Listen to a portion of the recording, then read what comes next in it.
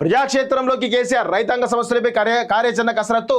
ఆ సభలు సమావేశాలు నిర్వహించేందుకు ప్రణాళికలు, అంశాల వారీగా బీఆర్ఎస్ పోరాటాలు, ప్రజలతోటి మమేకమయ్యేలా ప్లాన్, స్థానిక ఎన్నికల్లో బలపడేందుకు వ్యూహ రచన. ప్రజాక్షేత్రంలోకి అడుగుపెట్టేందుకు బీఆర్ఎస్ అధినేత కేసీఆర్ సిద్ధమవుతున్నారు. 1-2 రోజుల్లో కార్యాచరణ ప్రకటించే అవకాశం ఉన్నదని ఆ పార్టీ వర్గాలు వెల్లడించాయి. మరోవైపు అంశాల వారీగా పోరాటాలు చేసేందుకు బీఆర్ఎస్ సిద్ధమవుతున్నది. దీనికి సంబంధించి త్వరలోనే కార్యాచరణ ప్రకటించనున్నది. ప్రభుత్వానికి వ్యతిరేకంగా కార్యక్రమాలు చేపట్టి స్థానిక ఎన్నికల్లో బలపడేందుకు ప్లాన్ చేస్తున్నది. సో ఇక్కడ ప్రజాక్షేత్రంలోకి కేసీఆర్ అనేటువంటి విషయం ఏదైతుందో ఇది కేవలం ఒక హైప్ క్రియేట్ చేయడం మాత్రమే. ఎందుకంటే కేసీఆర్ అనేవాడు బయటికి రానుగాక రాడు, రాసి పెట్టుకోండి.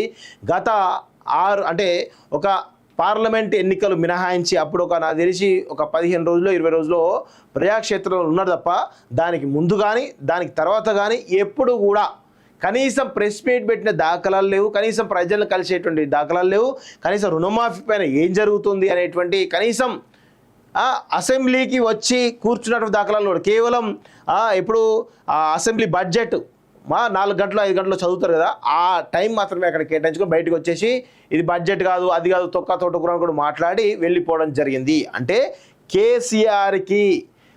కేసీఆర్ అనే వ్యక్తి ప్రజాధనాన్ని దుర్వినియోగం చేస్తున్నాడు.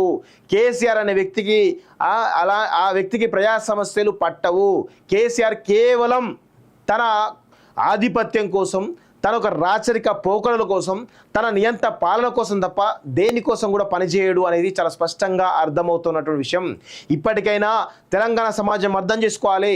కేసీఆర్ తెలంగాణ సెంటిమెంట్ పేరిట ఆడుతున్నటువంటి డ్రామాను కూడా తెలుసుకోవాల్సిన అవసరం ఉంది. 10 సంవత్సరాల తర్వాత కూడా అసలు ఆయన ఉన్నటువంటి పరిపాలన 10 సంవత్సరాల్లో ఎప్పుడు కూడా తెలంగాణకు సంబంధించిన ప్రయోజనాలు కాపాడకుండా ఆంధ్రాకు సంబంధించిన పెట్టుబడిదారు వ్యవస్థకు తొత్తుగా వ్యవహరించేటువంటి దొంగ కేసీఆర్. అదేవిధంగా వాళ్ళ కొడుకు కేటీఆర్, వాళ్ళ కొడుకు బిజినెస్ పార్ట్నర్ ఎవరండి?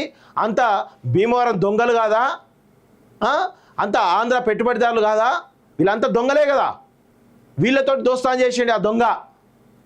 ఆ సినిమా వాళ్ళతోటి జల్సాలు చేసుకుంటా, ఆ బిజినెస్ చేసుకుంటా అన్నీ తెలంగాణ అనే పదాన్ని నిషేధించే సందర్భం కనబడ్డది. కానీ ఇప్పుడు వచ్చి జై తెలంగాణ అనుకుంటూ మాట్లాడుతూ ఉన్నారు. వీళ్ళంతా తెలంగాణ సెంటిమెంట్ను రెచ్చగొట్టే ప్రయత్నం చేస్తూ ఉన్నారు. ఎవడరా మీకు తెలంగాణ అంటే మీరే అని బ్రాండ్ అంబాసిడర్ ఇచ్చింది? సిగ్గుండాలి కదా కొంచెమైనా.